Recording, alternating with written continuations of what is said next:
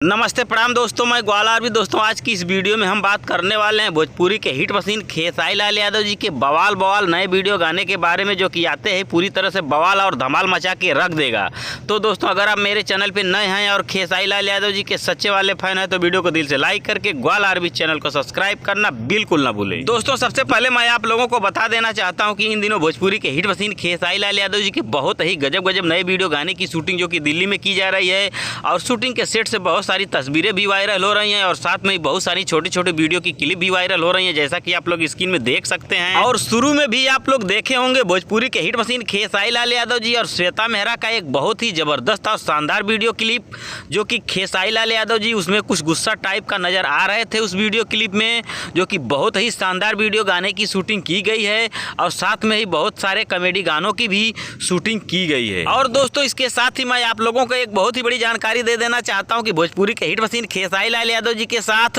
श्वेता मेहरा के 4 से 5 गानों की शूटिंग जो कि की गई है, और इन सब गानों को आप लोगों के बीच में बहुत ही जल्द बैक टू बैक अलग अलग यूट्यूब चैनल के माध्यम से रिलीज भी कर दिया जाएगा। तो दोस्तों भोजपुरी के हिट मशीन खेसारी लाल यादव जी और श्वेता मेहरा जी के सभी गानों के बारे में मेरे द्वारा बताई गई जानकारी आप लोगों को कैसी लगी, नीचे कमेंट करके हमें जरूर बताएं। धन्यवाद दोस्तों।